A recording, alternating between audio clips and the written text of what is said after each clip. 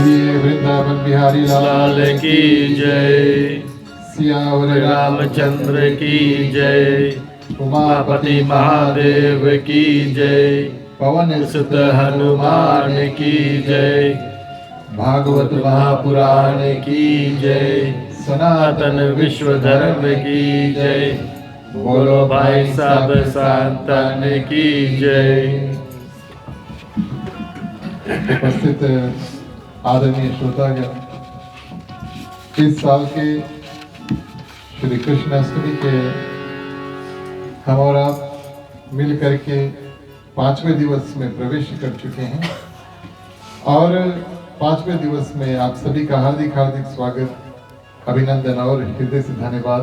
समय पर आप सभी कोई आए और हमारे साथ जुड़े। अपनी ओर से मंडली सदस्य परिवार, आदर्श सत्संग रामायण मंडली, हमारे गृह मालिक मालकिन, इस साल के श्रीमान श्रीमती रविशल नारायण, समस्त परिवार, उनकी माताएं भी यहाँ पर उपस्थित हैं। उनकी ओर से आप सभी को उनके ग्राम निवास में हार्दिक हार्दिक स्वागत। और आज के हमारे मुख्य श्रोता श्रीमान श्रीमती राकेश कुमार की ओर से आप सभी को बहुत बहुत शुभकामनाएं। चलिए नियम अनुसार हम और आप मिलकर के सर्वप्रथम जो भी मेवा मिष्टान प्रसाद इत्यादि है भोग गीत के माध्यम से अर्पण करेंगे। मुख्य श्रोता पहले, उसके बाद में जो जो प्रसाद लेकर आए हैं सभी कोई आगे आ जाए।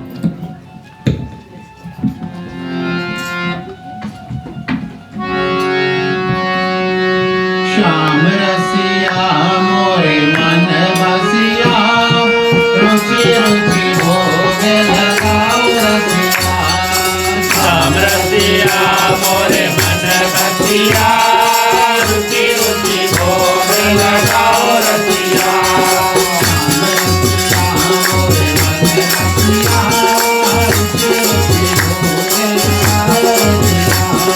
श्याम रसिया मोरे मन बसिया, रुचि रुचि भोग लगाओ रसिया।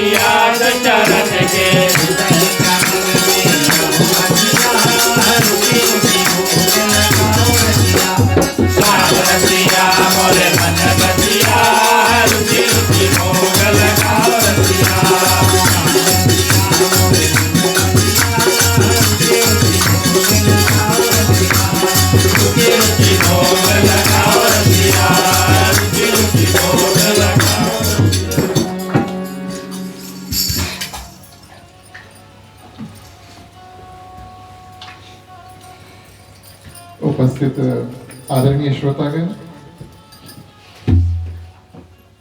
श्री श्री राधे श्याम के चरणों में कोटि बार प्रणाम करते हैं, क्योंकि आज फिर पधारे हुए जितने भक्तगण हैं उनके ऊपर भगवान श्री कृष्ण और राधा रानी की असीम कृपा हुई और उसके माध्यम हम और आप आज दिव्य भगवान श्री कृष्ण के जो लीलामयी कथा है उसमें प्रवेश किए। आप सभी के हृदय में विराजमान राधे कृष्ण को प्रणाम करते हैं। एक बार फिर हमारे गृह परिवार श्रीमान श्रीमती रविशा नारायण, उनकी माताएं, समस्त परिवार की ओर से उनके ग्राम निवास में आप सभी का बहुत बहुत स्वागत करते हैं। अपनी ओर से, मंडली की ओर से और पधारे हुए जितने भक्तगण हैं उन सभी की ओर से ग्रस्त परिवार को हृदय से धन्यवाद भी देते चलते हैं। उनके माध्यम आज हम और आप इस दिव्य भाव के साथ में और सुंदर रूप से भगवान श्री कृष्ण की इस साल की जो अष्टमी है उसका पर्व को मना रहे हैं। आज भी हमारे मंडली के जितने सदस्य हमारे साथ जुड़े परिवार सहित, आप सभी को बहुत बहुत धन्यवाद देते हैं। आप सभी का साथ इस रूप में अगर हमें प्राप्त हो तब हम ऐसे सुंदर सत्संग जो है उसको कर पाते हैं। आज के हमारे मुख्य श्रोता परिवार श्रीमान श्रीमती राकेश कुमार जी, समस्त परिवार की ओर से आप सभी को बहुत बहुत स्वागत, आशीर्वाद और धन्यवाद देते हैं। पधारे हुए जितने भक्तगण हैं, दूर निकट से आए हुए, आप सभी को बहुत स्वागत, बहुत बहुत शुभकामनाएं और प्रार्थना है कि भगवान श्री कृष्ण और राधा रानी की असीम कृपा जो है सभी भक्तों के ऊपर बरसे। आज फिर जो लोग प्रसाद और महाप्रसाद को लेकर आए हैं उनको हृदय से धन्यवाद देते हैं और प्रार्थना करेंगे भगवान श्री कृष्ण खास तौर से मां अन्नपूर्णा से कि आपकी रसोई कभी खाली ना हो और आपके हाथों में शक्ति और खाना में और प्रसाद में स्वाद जो है वो बनी रहे। ऑनलाइन माध्यम से हमारे साथ जितने श्रोता आज भी जुड़े, आप सभी को बहुत बहुत धन्यवाद। आप सभी को हमारे साथ जुड़े। साधु संत को बंदगी, ब्राह्मण को प्रणाम। हमारे मंडली आदर्श सत्संग रामायण मंडली की ओर से आप सबको जय श्री राम, जय श्री राम, जय जय श्री राधे, जय जय श्री राधे, जय जय श्री राधे, जय जय श्री राधे, जय जय श्री राधे, जय जय श्री राधे। पिछली बार श्री कृष्ण अष्टमी करते हुए हमारी मंडली को कुछ साल हो गए और इस साल लगभग 3 या 4 साल हो चुके और इस साल ऐसा दिव्य सुंदर अवसर हमें प्राप्त हुआ तो हमने सोचा और गृह परिवार के साथ बातचीत करके उनकी अनुमति लेकर के प्रथम दिवस श्रीमद् भागवत महात्म की कथा, उसके बाद में भगवान श्री कृष्ण के जो बाल चरित्र है उसको करेंगे और अंतिम दिनों में यानी कि कल और परसों भगवान श्री कृष्ण के जन्म कारण और भगवान श्री कृष्ण का जो जन्म उत्सव है उसको करेंगे। भगवान श्री कृष्ण की कथा में बहुत विस्तार है, लेकिन बड़े होने की जो कथा है, बड़े होने की जो कथा है उसको समझने में हमें और आपको प्रिय श्रोतागण उनकी बालकपन की जो कथा है और खास तौर से उनकी जो लीला है उस महिमा को हमें और आपको समझना है। इस कारण से इस साल हम और आप ज्यादातर भगवान श्री कृष्ण की बाल लीला में ही रुके हैं और कथा इतना विस्तार है कि आगे बढ़ना और तेज चलना भी मुश्किल है। आज हम और आप जहां पर हमने कल कथा को छोड़ा था उससे आगे लेकर चलेंगे। भगवान श्री कृष्ण का जन्म हुआ मथुरा में, उसके बाद में गोकुल आए। कारण बस और कारण क्या, राक्षसों के अपने बच्चों को बचाने के लिए नंद बाबा और गोप गोपियों ने निर्णय लिया कि चलो नया गांव जाकर बसाएंगे वृंदावन में। और कल हमने भगवान श्री कृष्ण के और गोप गोपियों के वृंदावन गमन की कथा और वृंदावन की कुछ चरित्र जो है उसको सुने।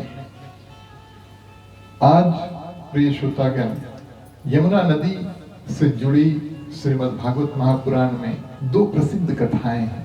प्रथम कालिया नाग की और दूसरा भगवान श्री कृष्ण और गोपियों के जो चीर यानी कि वस्त्र है उसको हरते हैं। इन लीलाओं का प्रसंग हम और आप आज मिल करके इसको सुनेंगे। सर्वप्रथम कालिया नाग। यमुना नदी एक बहुत पावन नदी है। ठीक उसी प्रकार जैसे अयोध्या के बगल में सरयू नदी बहती है और जो वृंदावन है और गोकुल के आसपास प्रिय श्रोतागण यमुना नदी बहती है, पावनीय नदी। जहाँ कहीं पर भी नदी हो आप सभी कोई जानते हैं, पानी का इस्तेमाल कई ऐसी जगह पर हम करते हैं, उसको पीते हैं, उनसे खाना बनाते हैं और प्रिय श्रोतागण उनसे अपने देह कपड़े इत्यादि को धोते हैं। यहाँ तक भी जितने जीव जंतु हैं, जानवर इत्यादि वही और नदी में जाकर के पानी पीते हैं और उसी पानी को सींच करके हम और जो फसल इत्यादि है, पेड़ इत्यादि है, उसको पानी देते हैं। तो किसी भी स्थान में जो नदी हो आसपास के लोग के लिए बहुत महत्वपूर्णता रखता है। और यमुना नदी में आकर के बस गए प्रिय श्रोतागण एक सर्प अपनी पत्नी अपने परिवार के साथ। श्रीमद् भागवत महापुराण के अनुसार सर्वप्रथम कालिया नाग आए और अपने परिवार के साथ में रहते हैं। कहां से आया, कैसे आया और किस कारण से प्रिय श्रोतागण वो आकर के यमुना नदी में टिका। उनके और गरुड़ जी जो भगवान विष्णु के वाहन हैं, अगर भगवान विष्णु को यहाँ से वहाँ ऐसे भी इस लोक से उस लोक कहीं पर जाना हो तो वो गरुड़ देव के ऊपर बैठ करके जाते हैं, जो एक बहुत विशाल चिड़िया है। और ये बात हमारी प्रकृति और हमारा अनुभव भी बताता है कि सांप और चिड़िया में बहुत घनिष्ठ दुश्मनी जो है वो होती है। अब जो भगवान विष्णु के वाहन हैं गरुड़ जी बहुत शक्तिशाली है। भगवान के सानिध्य में यानी कि बगल में साथ में रहने के कारण से उनकी शक्ति अपार है और किसी ना किसी रूप से प्रिय श्रोतागण वो कैसे भी हो सके और उसको कोई पराजय नहीं कर पाता। हर एक नाग एक एक समय जा करके और अपने आप को समर्पण करते हैं। बात वही हुई कि नागों का जो देश था और वहां से हर एक दिन एक नाग जाता है और अपने आप को गरुड़ जी के यहाँ बलिदान दे देता है। कालिया नाग की बारी आई और बलि माने अपने आप को समर्पण करने के बजाय वो जाकर के और गरुड़ जी से युद्ध करने लगा। और युद्ध में गरुड़ देव को प्रिय श्रोतागण जीतना बहुत मुश्किल है, अपितु असंभव ही। वही गरुड़ देव को जीत पाएगा जिसके ऊपर भगवान श्री विष्णु की असीम कृपा होगी। नहीं तो गरुड़ जी को जीतना अपितु बिल्कुल कठिन है, लगभग में असंभव भी है। और कालिया नाग के साथ में गरुड़ जी का बहुत घनिष्ठ युद्ध हुआ और उस युद्ध के माध्यम से प्रिय श्रोतागण उनको अपना जो नागों का लोक था जहां पर वो रहते थे वो छोड़ करके और परिवार सहित भागना पड़ा। भागे और आकर के पृथ्वी पर प्रिय श्रोतागण यमुना नदी में और अपना नया स्थान जो है वो रहने के लिए बनाया। वैसे तो गरुड़ जी कहीं पर जा करके और किसी भी रूप में किसी को जो कुछ करना चाहते हैं, क्योंकि वो सवारी है माने कि उड़कर जा सकते हैं, उनको यहाँ से वहाँ जाने की बहुत देर नहीं लगती। लेकिन यमुना नदी खास तौर से इस जगह जहाँ पर भगवान श्री कृष्ण और कालिया नाग का दमन करते हैं, इस जगह पर एक विचित्र घटना हुई।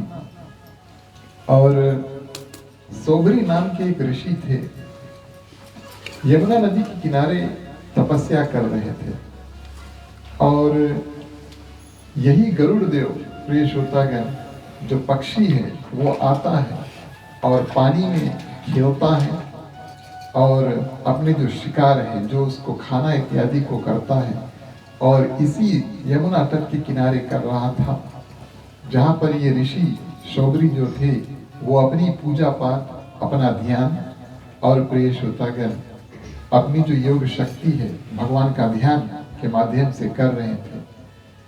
उनके पूजा में अड़चन हुआ, रुकावट हुई।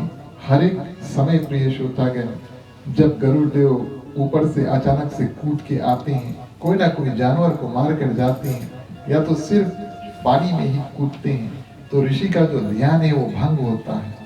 इस कारण से ये ऋषि ने और गरुड़ जी को श्राप दिया, इसके बाद में अगर आप इस जगह पर आओगे तो आपका मृत्यु हो जाएगा। क्यों?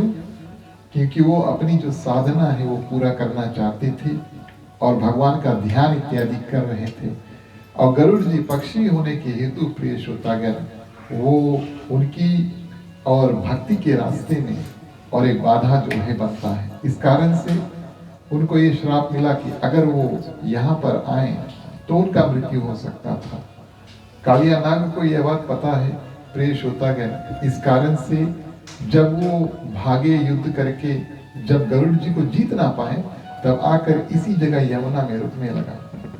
ये तो बड़ी सुंदर बात है, कहीं और स्थान बनाना, जैसे हम और आप पीछे चलकर यहाँ पर आए, इसमें कुछ खराबी नहीं है। लेकिन कालिया नाग के साथ में क्या हुआ प्रिय श्रोतागण, उनके हृदय में इस बात का दुख है कि हम किसी से जीत ना पाए, माने कि गरुड़ जी से जीत ना पाए, और युद्ध में उनको पीठ दिखा करके हम यहाँ पर भाग आए।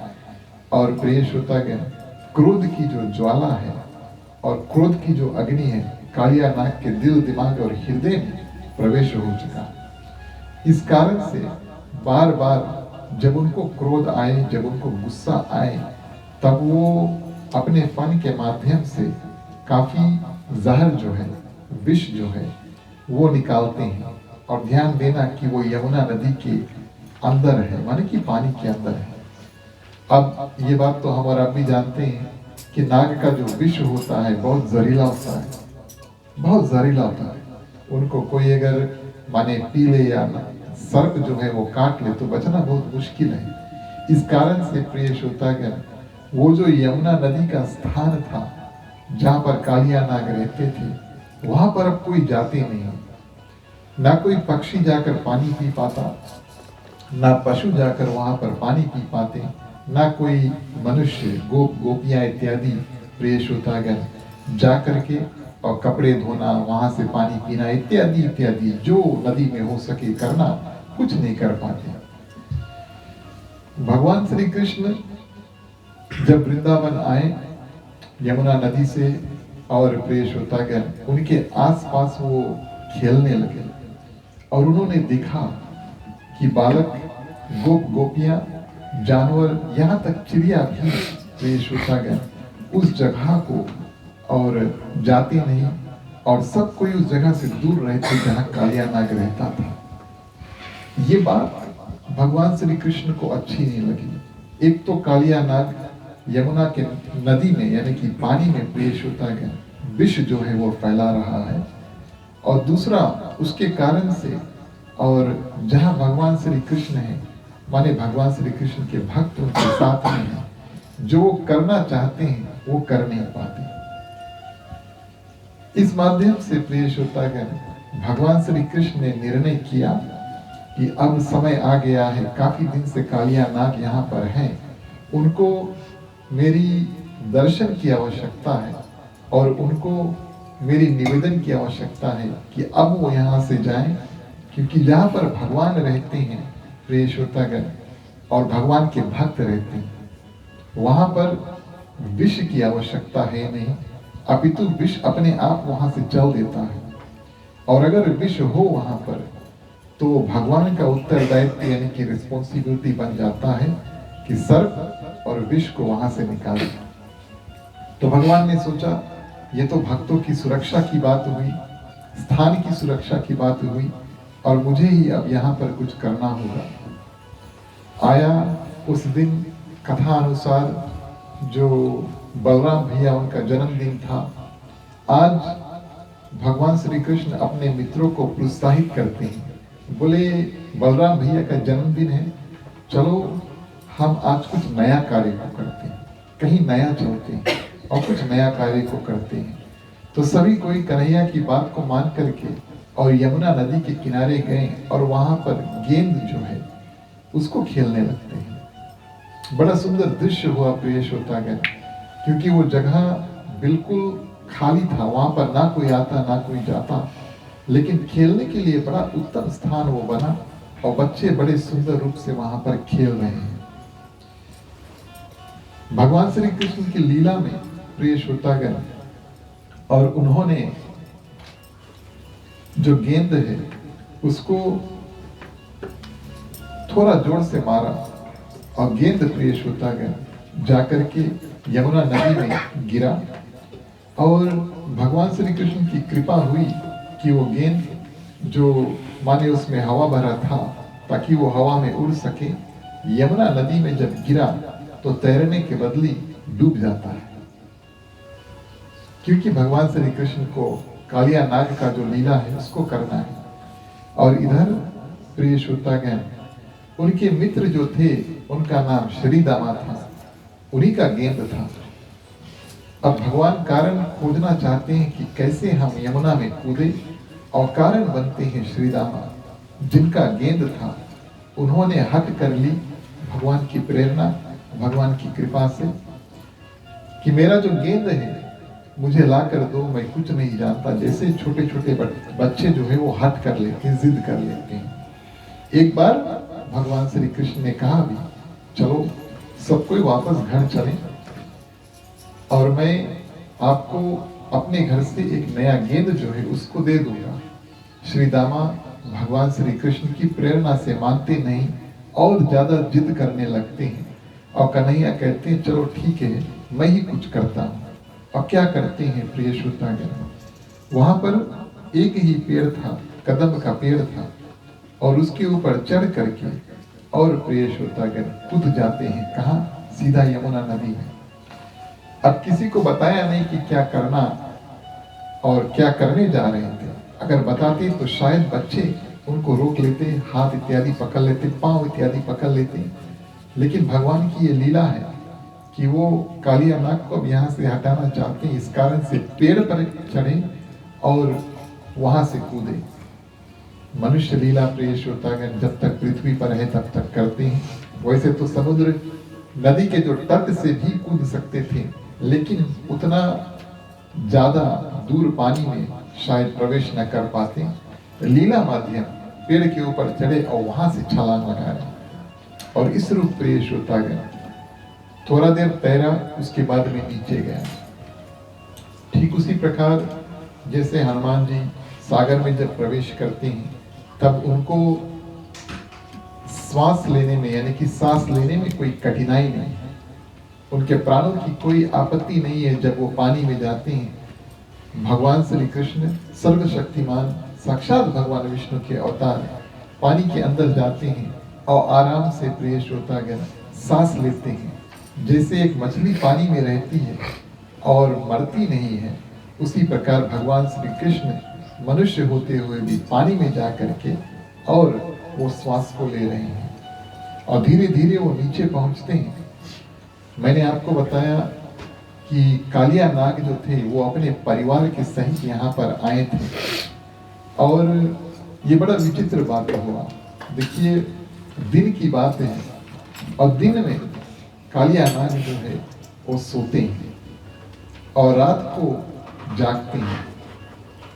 जब भगवान श्री कृष्ण और यमुना नदी के नीचे एकदम भीतर एकदम नीचे पहुंचे तो वहां पर उन्होंने ये दृश्य देखा कि भयंकर कालिया नाग प्रिय श्रोतागण नीचे सोया हुआ है और उनके अगल बगल में उनकी जो पत्नियां हैं वो हैं। पत्नियों ने देखा कि एक बहुत सुंदर बालक जो है वो आया है। उनके लिए बड़ा आश्चर्य का बात हुआ कि कोई बालक इतना सुंदर, भगवान इतने मधुर दिखने में, इतने सुंदर दिखने में प्रिय श्रोतागण। और नाग पत्नियों ने देखा इतना सुंदर बालक, एक तो बालक इतना सुंदर है और दूसरा बालक पानी के अंदर है। उनको बड़ा आश्चर्य लगा, उनके लिए कुछ नया हुआ कि चलो ठीक है, काफी दिन से कालिया नाग के साथ रहते हैं, ये हमारे पति हैं, लेकिन आज हमारे साथ में कुछ नया हुआ। तो नाग पत्नियों ने, प्रिय श्रोतागण, बड़ा सुंदर वार्तालाप जो है, यानी कि बातचीत जो है कन्हैया के साथ में किया। उन्होंने पूछा कि कहाँ से आए हो, किस दिशा से आप आए हो, और हे बालक तुम्हारा नाम क्या है? बड़े प्यार से पूछा, किसके पुत्र हो तुम, और तुम्हारा गांव जो है वो क्या है? और जितने प्रेम से, प्रिय श्रोतागण, हम और आप भगवान से बात करते हैं, उनको कुछ अर्पण करते हैं या कोई क्रिया करते हैं, उतने प्रेम के साथ में भगवान श्री कृष्ण भी और वापस जो है प्रेम रूप हमें प्राप्त करते हैं।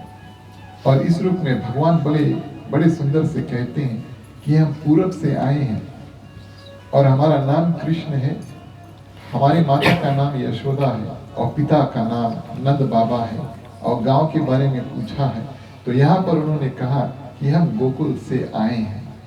और इस रूप में, प्रिय श्रोतागण, तो नाग पत्नियां पूछती है क्या हुआ और किस कारण से तुम यहाँ पर पहुंचे हो? क्या तुम अपना रास्ता भूल चुके हो? क्या तुम अपना घर भूल चुके हो? या तो तुम्हारे मन में इतना क्रोध हो चुका कि तुम किसी से दुश्मनी मोड़ने के लिए यहाँ पर आए हो? और भगवान श्री कृष्ण, प्रिय श्रोतागण, कहते हैं कि ना तो मैं रास्ता भूला हूँ, ना अपने घर को भूला हूँ, ना ही मेरी पत्नी के साथ मेरी लड़ाई हुई है। अक्सर लोग पति पत्नी जब लड़ते हैं तो एक कोई घर छोड़ के थोड़ी देर के लिए चल देता है। तो भगवान श्री कृष्ण से नाग पत्नियां पूछते, क्या तुम्हारी और पत्नी के साथ में लड़ाई हुआ है? तो भगवान श्री कृष्ण बोले, नहीं, पत्नी के साथ में लड़ाई नहीं हुआ। इसका ये अर्थ नहीं है कि पति ही घर छोड़ के जाए, किसी को घर छोड़ के जाने की आवश्यकता नहीं है। घर में अलग अलग कमरे हैं भैया, है ना, घर का छोड़िए। तो इस रूप में, प्रिय श्रोतागण, बड़ा सुंदर बातचीत करते हैं और कन्हैया जो है उनसे कहते हैं कि मुझे क्रोध भी नहीं है और मुझे किसी से दुश्मनी भी नहीं है। तब नाग पत्नियां कहती हैं, यानी कि कालिया नाग की जो कई पत्नियां थी वहां पर कहती हैं कि तुम यमुना में कूदे क्यों? और यहाँ पर, प्रिय श्रोतागण, मेरे बहुत भयंकर स्वामी जो है वो रहते हैं और तुम दिखने में बहुत सुंदर हो, तुम बातें बहुत अच्छी करते हो, हम आपसे निवेदन करते हैं कि आप यहाँ से चले जाओ, आपके लिए यहाँ पर करने के लिए कुछ है नहीं, किस कारण से आप यहाँ पर आए हो? तो भगवान श्री कृष्ण बड़ा सुंदर यहाँ पर बताते हैं, एक बहुत सुंदर बात बताते हैं। बोले, मैंने बताया मेरी माँ का नाम यशोदा है। नाग पत्नियों ने बोला हाँ। बोली, मेरी माँ जो है वो दही जब मथती है, मथनी आप जानते हैं क्या? आजकल हम दही बनाते हैं तो ब्लेंडा इत्यादि में बनाते हैं ना, लेकिन पहले तो बांस की जो मथनी है वो होती थी। अगर आप उनको देखे हैं तो बड़ी सुंदर बात है, नहीं देखे तो कभी मेरे घर पर आ जाना, मैं दिखा दूंगा। और ये जो मथनी है, प्रिय श्रोतागण, पुराने जमाने में जब लोग माखन बनाते थे दही से, तब खड़ा होकर के रस्सी लगा करके और बांस की जो मथनी थी उसमें मथते थे, इस कारण से उनका नाम पड़ा मथनी। तो कहती है कि माँ यशोदा जो है बांस में रस्सी लगाई, वो रस्सी खराब हो चुका है और उनको नई रस्सी की आवश्यकता है। मैं तुम्हारे पति देव यानी कि कालिया नाग को उस बांस की रस्सी बनाने के लिए आया हूँ। उनको मैं यहाँ से बांध कर लेकर जाऊंगा और उस बांस में बांधूंगा और मेरी माँ जो है और तुम्हारे पति के साथ में और जो दही है उसको मथ कर और घी इत्यादि जो है उसको बनाएगी। बड़ा सुंदर रूप से भगवान श्री कृष्ण ने और उत्तर दिया। इतना प्यार से दोनों बात कर रहे थे। कन्हैया ने कहा कि इनके पति को उठा करके लेकर जाएंगे और मथनी का रस्सी बनाएंगे। अब नाग पत्नियों में भी थोड़ा क्रोध हुआ। कोई भी पति हो पत्नी हो, प्रिय श्रोतागण, अपने पति के बारे में विपरीत बात अगर कुछ सुने कुछ दुखदाई, कुछ उल्टा बात सुने तो उनके हृदय में दुख अवश्य होना चाहिए, अवश्य होना चाहिए। जब भगवान श्री कृष्ण ने लीला माध्यम ऐसा कहा तो नाग पत्नियों को थोड़ा क्रोध आया और अपने पति देव को यानी कि कालिया नाग को प्रिय श्रोतागण जगाने लगती है। और बहुत धीरे से, ये तो दृश्य थोड़ा मुश्किल है आप सभी को माने विस्तार में समझाने के लिए, लेकिन ये दृश्य अगर आपको टीवी सीरियल के माध्यम से देखने का अवसर प्राप्त हुए तब आप देखेंगे कि किस विचित्रता के साथ में धीरे से प्रिय श्रोतागण और कालिया नाग, क्योंकि कई फन है उनके, एक फन तो है नहीं, एक फन जागता है, एक फन सोए रहता है। जब तक एक फन को जगाते हैं तो दूसरा फन भी प्रिय श्रोतागण फिर से सो जाता है। लेकिन कालिया नाग के पास कई पत्नियां हैं, तो जाकर के अलग अलग फन जो है उसको जगा करके और कालिया नाग को बड़े मुश्किल से जगाते हैं। अब इनका नियम था कि दिन में सो, जैसे हम और आप रात के सोएंगे और हमारा अगर नींद पूरा ना हो और बीच में अगर हम जग जाएं तो प्रिय श्रोतागण थोड़ा अलग रहेंगे, हम नॉर्मल नहीं रहेंगे।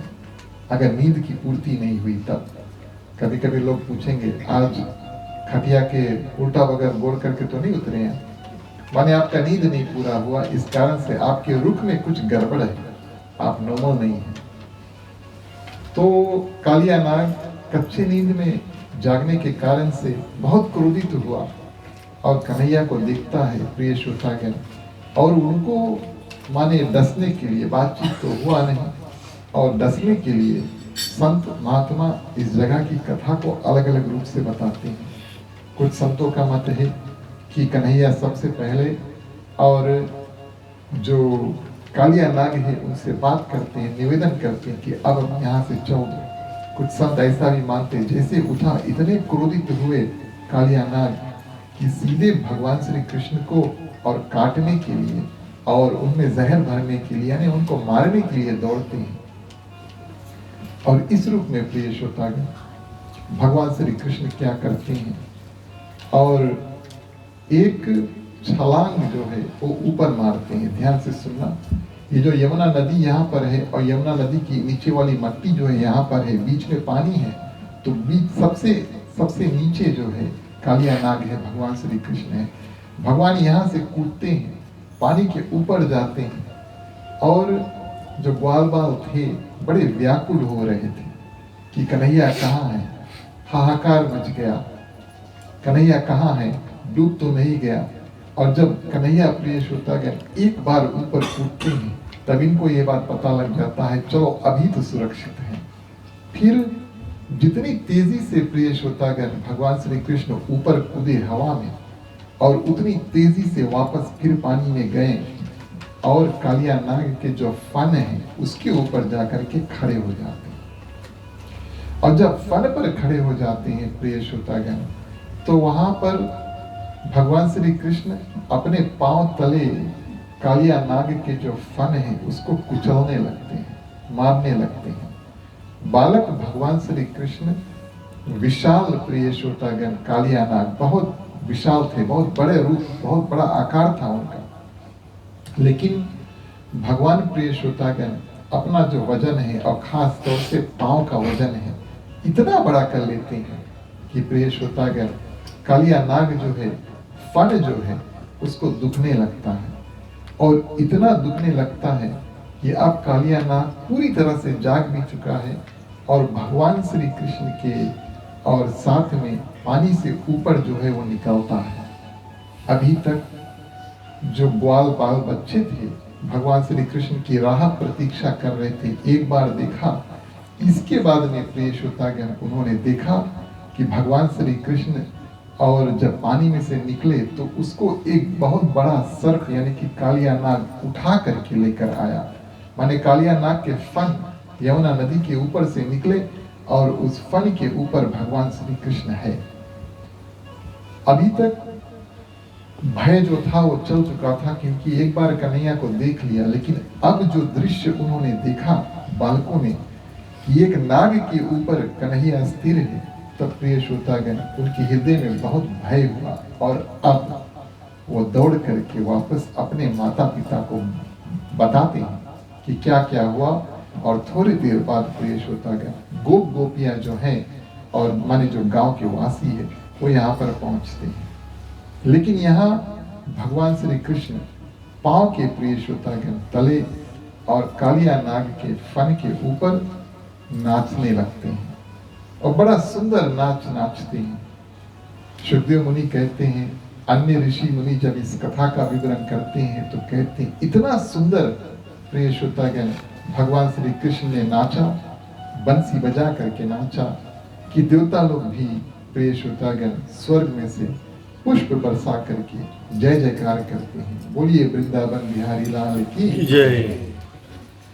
और नाचते नाचते कालिया नाग के फन के ऊपर भगवान के चरण चिन्ह जो है इतने जोर जोर से लगे कि उनके जो फन है उनके ऊपर से रुधिर यानी कि खून जो है वो बहने लगता है। तो ये दृश्य बड़ा सुंदर बना। कालिया नाग तो है करिया, इस कारण से उनका नाम पड़ा कालिया नाग। बहुत काला था पेश होता गया, उसी कारण से उनका नाम कालिया नाग पड़ा।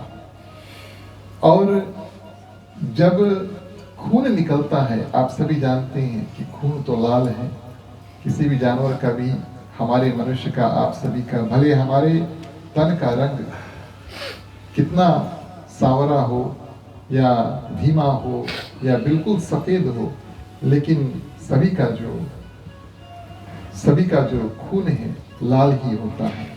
इसको अगर हम भगवान की कृपा, कुदरत की करिश्मा या कोई और ऊपर है, जो देश विदेश में अनेक जगह पर लोग रहते हैं लेकिन सबका खून प्रिय श्रोतागण लाल है। बात से विश्वास पड़े कि कोई है पृथ्वी के ऊपर जो ये सब करा रहा है। भले हमें अलग रंग रूप इत्यादि को दिया, लेकिन सबका प्रिय श्रोतागण धड़कन एक ही रूप में कार्य करता है। सबका एक ही दिल और सबके हृदय में और देह में लाल खून। तो कालिया नाग के ऊपर नाचते नाचते भगवान इतनी जोर जोर से प्रिय श्रोतागण मारते हैं कि रुधिर बहता है और काला नाग है लेकिन खून जो है वो बिल्कुल लाल रंग का। यहाँ की कथा सुखदेव मुनि राजा परीक्षित को सुना रहे हैं और वो कहते हैं कि ऐसा लग रहा है कि जैसे कोई भक्त नीले चरण किसके? भगवान श्री कृष्ण के नीले चरण। जैसे कोई भक्त नीले चरण पे लाल लाल पुष्प जो है उसको चढ़ा रहा है, और इस लाल पुष्प चढ़ाने के बाद में भगवान श्री कृष्ण की जो सुंदर पैर है उनको जैसे लगा कि लाल फूल की वर्षा वहां पर हो चुकी है उनके आसपास। इतना सुंदर दृश्य वहां पर बना। इधर नाग पत्नियों ने देखा कि मेरे जो पति है प्रिय श्रोतागण, उनको बहुत बेरहमी से भगवान श्री कृष्ण मार रहे हैं और कालिया नाग कुछ कर नहीं पा रहा। एक फन से अगर कोशिश करता है इधर आने के लिए तो भगवान श्री कृष्ण उसी फन के ऊपर कूद करके नाचने लगते हैं। तीसरा फन कोशिश करता है आने के लिए, भगवान श्री कृष्ण कूद जाते हैं। अब नाग पत्नियों ने प्रिय श्रोतागण कहा कि दया करो हे भगवान श्री कृष्ण, अब हमारे पति को आपको छोड़ दो। इस भाव को प्रिय श्रोतागण हम और आप गा करके सुनाएं। बोलिए वृंदावन बिहारी लाल की जय। किस रूप में नाग पत्नियों ने निवेदन किया भगवान श्री कृष्ण से, हमारे पति के ऊपर दया करो।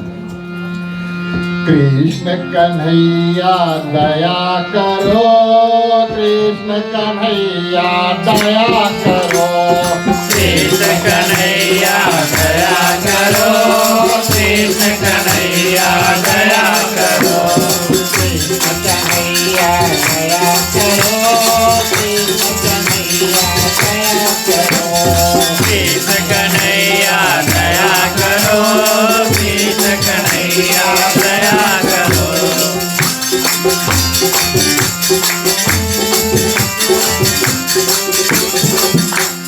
काली नाग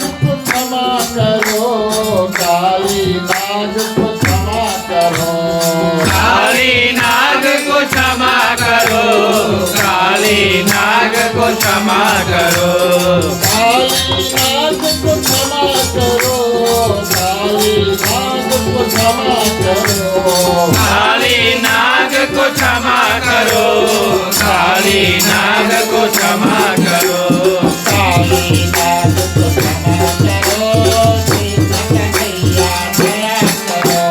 कृष्ण कन्हैया दया करो, कृष्ण कन्हैया दया करो,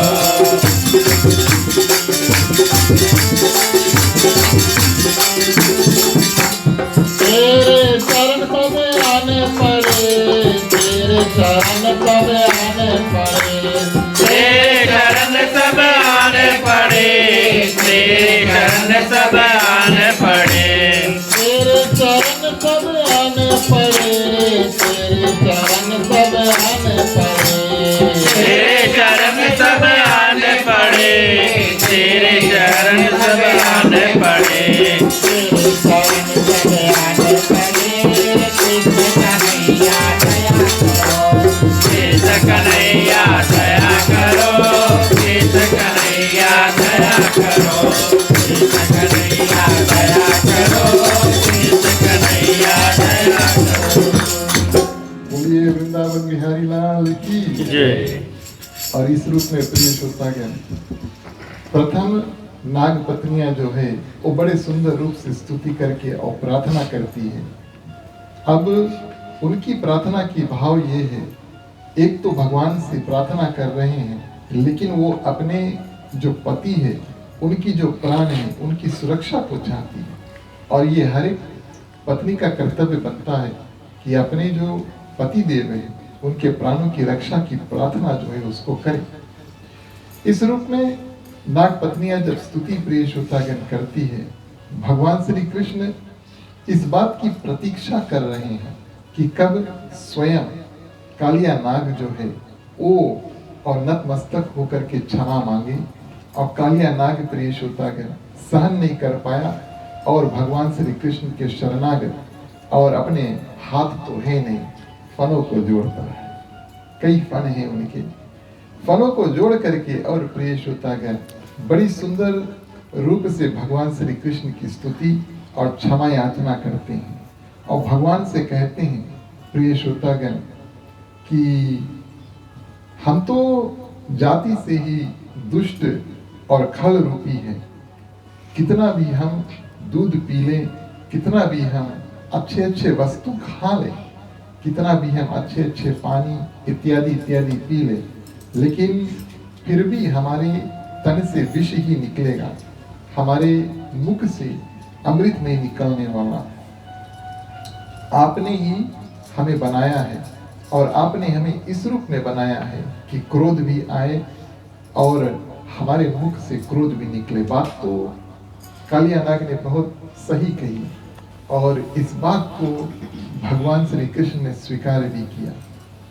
मनुष्य 84 लाख योनि, फूल, जानवर, पक्षी और मछली इत्यादि, ये सब अलग अलग रंग रूप के प्रिय श्रोतागण बनाने वाले साक्षात भगवान हैं। और उनके जीने के ढंग, कितना दिन तक जीते हैं, क्या करते हैं, क्या खाते हैं, क्या नहीं खाते हैं, ये नियम तो भगवान ने बना करके भेजा है और उस आधार पर हर एक प्राणी प्रिय श्रोतागण जीता है। भगवान श्री कृष्ण ने कहा, आप घबराओ नहीं, हम आपका वध नहीं करेंगे, हम ये चाहते हैं कि इतने दिन आप यहाँ पर रहे, अब आप यहाँ से जाओ। तो कालिया नाग कहते हैं, अब हम यहाँ से कहाँ जाएं, अब हम यहाँ से कहाँ जाएं। एक तो गरुड़ जी के कारण, आपके ही वाहन के कारण, और हम अपने घर में नहीं रुक पाए, युद्ध हुआ और हम यहाँ पर आए जहाँ हम जानते थे कि हम सुरक्षित हैं। अब आप हमें यहाँ से और कहीं जाने के लिए कह रहे हो, आप प्रभु या भगवान हैं, हम आपकी बात को मानेंगे, लेकिन हम कहाँ ऐसा जाएं जहाँ पर हम सुरक्षित रहें और कैसे हम सुरक्षित रहें। अभी तक एक ही स्थान था प्रिय श्रोतागण जहाँ पर कालिया नाग सुरक्षित था, यमुना नदी के पानी के अंदर। उस ऋषि के श्राप के माध्यम आज भगवान श्री कृष्ण एक नया जगह जो है कालिया नाग की सुरक्षित रूप में उनको प्रदान करते हैं। उनसे कहा आप रमणीक द्वीप में जा करके और निवास स्थान करो। कई लोगों का मानना है कि रमणीक द्वीप फीजी है। श्रीमद् भागवत महापुराण जब लिखा गया प्रिय श्रोतागण, तो फीजी जो द्वीप था बहुत छोटा था, अपितु पता नहीं था भी नहीं था। आप सभी जानते हैं एक ऐसा समय था जो सब कॉन्टिनेंट्स जो थे वो जुड़े थे, और उसके बाद में धीरे धीरे होकर के आज अलग अलग जो कॉन्टिनेंट इत्यादि और जो द्वीप इत्यादि है वो बने। तो श्रीमद् भागवत महापुराण अनुसार भगवान श्री कृष्ण ने कालिया नाग को कहा कि अब आप यहाँ से रमणीक द्वीप जो है वो जाओ। लेकिन कालिया नाग ने कहा रहने का स्थान तो आपने दे दिया, लेकिन मैं वहां जाऊंगा कैसे? भगवान ने बोला क्या मतलब? बोले मैं यहाँ पानी से निकलूंगा, अभी तो आपके साथ हूँ तो मुझे किसी बात की चिंता नहीं है, लेकिन मैं जैसे यहाँ से जाऊंगा और गरुड़ जी उड़ते उड़ते जब मुझे देखेंगे तब मेरे ऊपर आक्रमण करेंगे। भगवान श्री कृष्ण बड़ा सुंदर उत्तर देते हैं, एक कारण से मैंने आपके फन पर नाचा है, मैंने आपके फन पर नाचा और उस नाचने के माध्यम से मेरे चरण चिन्ह जो हैं, जैसे हमारे और आपके हाथ के फिंगरप्रिंट्स होते हैं, उसी प्रकार प्रिय श्रोतागण हमारे और आपके पाँव के भी फिंगरप्रिंट्स होते हैं। फिंगरप्रिंट्स नहीं होते, टो प्रिंट्स, फुटप्रिंट्स है ना, मेरे ख्याल से फुटप्रिंट्स सही शब्द है। तो चरण चिन्ह उसको कहते हैं हिंदी में। भगवान श्री कृष्ण ने कहा आपको मैंने एक कारण से इतना बेरहमी से मारा कि मेरे जो चरण चिन्ह हैं और आपके सिर पर इस रूप से लगे कि आप नीचे अगर देखिए नाग है तो नाग तो उड़कर जाएगा नहीं, नाग तो पानी में तैर कर ही प्रिय श्रोतागण रमणीक द्वीप जाएगा, लेकिन आपका जो फन है वो पानी के ऊपर अगर होगा तो गरुड़ जी उस फन के ऊपर मेरे जो चरण चिन्ह है वो देख पाएंगे। और ज्यों ही उन्होंने देखा कि मेरे चरण चिन्ह और आपके फन के ऊपर है तो वो आपका बाल भी बांका नहीं करेगा, ये मैं आपको आश्वासन देता हूँ। मेरे ऊपर विश्वास करना और आप यहाँ से बिल्कुल सुरक्षित जाओ, आपका रास्ता बिल्कुल साफ है, कोई गरुड़ इत्यादि आपको आक्रमण नहीं करेगा। क्यों? क्योंकि मैंने अपने जो चरण चिन्ह है और आप पे लगा दिया है। इसी प्रकार प्रिय श्रोतागण हमारी और आपकी एक भावना होनी चाहिए कि हम भगवान का इस रूप से, भगवान के लिए इस रूप से बन जाए कि भगवान के जो चिन्ह है, जो भी कुछ चिन्ह है और हमारे देह हमारी अंतर आत्मा में टिक जाए। एक कारण से हम और आप टीका इत्यादि लगाते हैं, एक कारण से हम तुलसी माला या तो अनेक प्रकार की जो मालाएं हैं उसको पहनते हैं। वैष्णव माला भगवान शिव की और रुद्राक्ष माला इत्यादि को पहनते हैं। इस माध्यम से हम और आप अपने आप को भगवान शिव की या भगवान विष्णु की जो भक्त है या हरिजन जो टीका इत्यादि लगाते हैं चंदन का, और ऐसा अपने आप को दूसरों को बतलाते हैं, अनुभव कराते हैं। एक व्यक्ति दूसरे व्यक्ति से मिला और अगर दोनों प्रिय श्रोतागण रुद्राक्ष की माला को पहने तो भले उनमें परिचय नहीं है लेकिन एक कनेक्शन उन दोनों में बन चुका है, बस बात करने की आवश्यकता है। तो हमारे और आपके लिए ज्ञान इस रूप में प्रिय श्रोतागण कि कोई चिन्ह जो है वो भगवान का हमारे जीवन, हमारे हृदय, मन और हमारे शरीर में लग जाए, इस रूप से हम भी भगवान के हो जाएं। जैसे कालिया नाग अब भगवान का हो चुका और कोई भी साक्षात गरुड़ भी क्यों ना हो प्रिय श्रोतागण, दुश्मनी करने वाले, लेकिन कालिया नाग को कुछ कर नहीं पाए। कालिया नाग को भगवान श्री कृष्ण ने मारा नहीं और सोचा भी नहीं था मारने के लिए, लेकिन कालिया नाग को वासना कहा गया है। अलग अलग प्रकार से प्रिय श्रोतागण हमारे और आपके मन में जो भी कोई आदत बने, इच्छा जो बने, विशेष जिसको हम कहते हैं, हम ये कर लें, हम ये कर लें, ऐसा कर ले, वैसा कर लें, और एक भावना, एक जो मन में ख्याल आते हैं वो ना पूरा हुआ या ना उनके बारे में पूरा अच्छा से सोच पाया, दूसरा ख्याल जो है वो मन में आ जाता है, क्योंकि मन बहुत चंचल है और उसको प्रिय श्रोतागण वासना कहते हैं। तो कालिया नाग को वासना का प्रतीक माना गया है। और प्रिय श्रोतागण, भगवान श्री कृष्ण माने गोकुल वासियों के लिए जो उनके करीब रहते हैं, ग्वाल बाल बछड़े गोप गोपियां उनके साथ में रहते हैं, उनके और सानिध्य में, उनके साथ में और वासना ना हो, इस कारण से कालिया नाग वासना प्रतीक है। उनको अब बहुत दूर प्रिय श्रोतागण भेज देते हैं। वासना एक ऐसी वस्तु है जिसको हम अपने मन में पूरी तरह से प्रिय श्रोतागण मार नहीं पाएंगे, लेकिन जब कभी हृदय में आए, उसको भगवान का ध्यान करके और भगवान के समीप आकर के और उसको कुछ क्षण के लिए, कुछ दिन के लिए, कुछ सालों के लिए, जितना हो सके हम उसको अपने मन में से निकाल सकते हैं। ये मरता नहीं, लेकिन हमारे और आपके जीवन में हमेशा रहता है। लेकिन जो भगवान के करीब रहता है, वासना उससे दूर रहती है। चौपाई के माध्यम से कथा आगे बढ़ाएं। बोलिए वृंदावन बिहारी लाल की जय।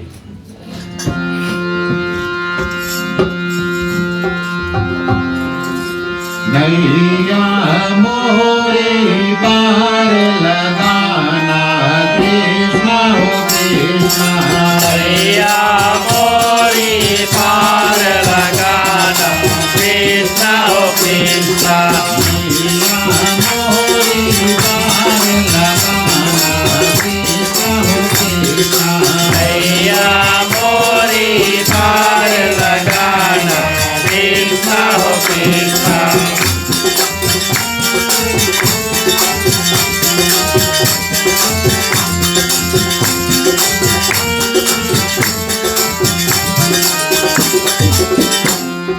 काली दल जमुना सुखायो, तीन विष तन खेलत जल रहो, एक सहे उड़ली पड़ होयडी कोई, कृष्ण हो कृष्ण साई गिरिराज सत होई सोई, कृष्ण हो कृष्ण।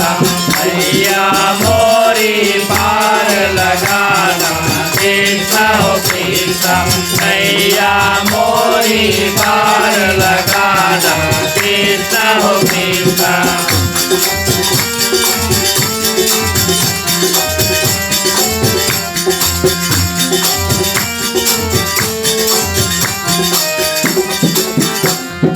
पहुँचत तहि काली तीरा, विष तन में लागत मीरा, जल जागम कोई की न होई, कृष्ण हो कृष्ण शरणा जाए परम होई सोई, कृष्ण हो कृष्ण।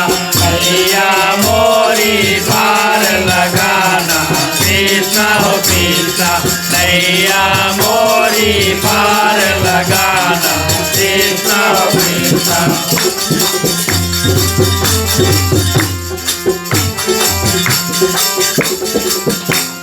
यमुना जल दूषित निरखी, यमुना जल दूषित निरखी, अभिमान निहारो,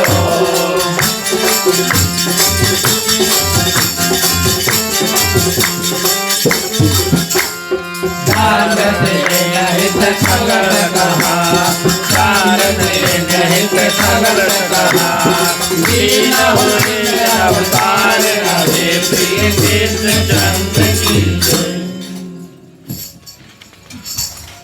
इस रूप में प्रिय श्रोतागण, यमुना नदी से और कालिया नाग निकला और रमणीक द्वीप इस रूप में गया कि आज तक कालिया नाग का कोई अता पता चला नहीं। और ये बात बड़ी सुंदर है कि यमुना नदी भी पवित्र हुआ। आज हम और आप अनुमान लगाएं, अगर वहां पर विश्व होता तो कैसे हम वहां पर जाकर और यमुना नदी का दर्शन करते, पानी इत्यादि पीते, उनमें स्नान करते, और वहाँ के जो आसपास रहने का लोग हैं उनकी क्या दशा होती। उचित है कि विश्व का जो कालिया नाग है जितना दूर हो सके मनुष्यों से, जानवरों से इत्यादि, और अमनीक द्वीप में जाकर के प्रिय श्रोतागण कालिया नाग अपनी नई नगरी जो है उसको बसाएं। भगवान से प्रार्थना है वहीं पर रहे, कभी निकले नहीं। और इस रूप में कालिया नाग के ऊपर कृपा किया, इस रूप से कृपा किया कि उनका वध नहीं किया, लेकिन उनको दूर भेज दिया। दोनों का सुंदर कार्य हुआ, क्योंकि कालिया नाग यमुना नदी में भय के साथ में जीता था, डर के साथ में जीता था कि मैं यहाँ से कहीं पर जा नहीं पाऊंगा, और गरुड़ जी के भय से और डर से जीता था। अब भगवान के चरण चिन्ह है, और साक्षात भगवान ने उनको कहा इस स्थान में जाकर रहना। अब उनका भय भी खत्म, और अपने पत्नियों के साथ में बड़े सुंदर रूप से प्रिय श्रोतागण अपने जो जीवन है उसको व्यतीत करने लगा। इसके आगे प्रिय श्रोतागण, जैसे कि हमने आपसे बताया, यमुना नदी के रूप में दो कहानियां उपस्थित है। सर्वप्रथम कालिया नाग की, और दूसरा प्रिय श्रोतागण भगवान श्री कृष्ण की, जो हम और आप क्षीर हरण लीला के माध्यम से, वस्त्र हरण लीला के माध्यम से जानते हैं। वस्त्र यानी कपड़ा, क्षीर यानी कपड़ा। और समय आता है जब भगवान श्री कृष्ण जानते हैं कि यहाँ से आगे अब हमें इन गोपियों के साथ में रास लीला करना है। रास लीला के माध्यम जो जो गोपियां भगवान श्री कृष्ण को के साथ में और खेलना चाहती हैं, उनको उनके साथ में मानसिक संबंध जो है वो बनाना चाहती है। और जो गोपियां भगवान श्री कृष्ण को अपना पति मान चुकी है, भगवान श्री कृष्ण की कृपा उनके ऊपर प्राप्त हो, इस रूप में प्रिय श्रोतागण रास लीला जो है उसका निर्माण होता है। रास लीला में काम वासना, जिसको हम और आप पति पत्नी के बीच का काम वासना कहेंगे, बिल्कुल नहीं, क्योंकि भगवान उस समय लगभग 7 वर्ष के थे, और 7 वर्ष के बालक में ऐसी काम वासना रहती भी नहीं। लेकिन इन गोपियों ने बहुत तपस्या किया, बहुत ध्यान किया और बहुत पूजा पाठ किया। इस कारण से प्रिय श्रोतागण भगवान श्री कृष्ण ने उनके साथ में रास लीला जो है उसको की। और भगवान श्री राम त्रेता युग में जिन जिन लोगों से मिले, उन लोगों का उद्धार उन्होंने किया, दर्शन मात्र, या अहिल्या का उद्धार या मां शबरी का उद्धार उन्होंने किया। लेकिन त्रेता युग में कई ऐसे संत, ऋषि, महात्मा जो हैं, उन्होंने भगवान की प्रतीक्षा की, इंतजार किया, लेकिन भगवान श्री राम के दर्शन जो है उनके पास हो नहीं पाए, क्योंकि भगवान श्री राम भारत में ही थे, लंका गए थे, फिर अयोध्या गए, और अयोध्या से प्रिय श्रोतागण वापस अपने धाम को पहुंच जाते हैं 11,000 वर्ष बाद। लेकिन जिन जिन लोगों ने त्रेता युग में साधना की और दिव्य रूप से साधना की कि हम सिर्फ मुक्ति नहीं चाहते, हम भगवान के साथ में रहना चाहते हैं, हम भगवान के साथ में खेलना चाहते हैं, और अलग अलग भावना के साथ में। कोई कहा कि हम भगवान को अपना पति रूप में पाना चाहते हैं, कोई कहे कि हम भगवान को और उनके साथ में बच्चों की तरह खेलना चाहते हैं, और कोई कहे जब भगवान श्री कृष्ण गाय बछड़े को चराने के लिए जाए तो वो हमें लेकर जाए, माने कि हम गाय भी बनना चाहते हैं, हम बछड़ा भी बनना चाहते हैं, ताकि हम भगवान के साथ में समय जो है उसको व्यतीत करें। इसी कारण से प्रिय श्रोतागण गोकुल में और वृंदावन में भगवान श्री कृष्ण इतनी लीलाएं को करती हैं, क्योंकि कई देवता, कई ऋषि, कई संत, कई महात्माओं ने बहुत बहुत तपस्या किया, और तपस्या का फल न सिर्फ भगवान श्री कृष्ण का दर्शन, एक बार अहिल्या माँ का एक बार दर्शन हुआ, माँ शबरी का एक बार दर्शन हुआ, लेकिन संतों ने जो तपस्या किया त्रेता युग में, उनके माध्यम प्रिय श्रोतागण, उनके रूप में इस रूप से परिवर्तन हुआ। अब भगवान श्री कृष्ण परिपूर्ण अवतार हैं, इसका अर्थ है कि उनको वानर सेना की आवश्यकता नहीं है।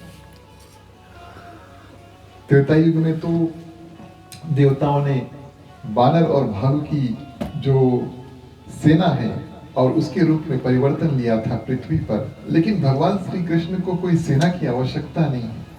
तो जो जो तपस्या किए कि जाएं और भगवान का हमें दर्शन हो, ना सिर्फ मुक्ति मिले लेकिन भगवान का दर्शन हो, भगवान श्री कृष्ण ने बोला चलो द्वापर में हम लीला करने के लिए आए हैं।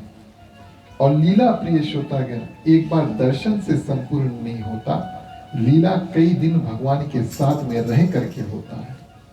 इस कारण से गाय बछड़े, गोप गोपियां और प्रिय श्रोतागण भगवान श्री कृष्ण के जो मित्र हैं, इनको इतना सौभाग्य प्राप्त हुआ कि 12-14 साल तक भगवान श्री कृष्ण का जो सानिध्य है, साथ है, आसपास संग जो है, उनको ऐसे प्राप्त हुआ। गोपियां मिल करके प्रिय श्रोतागण और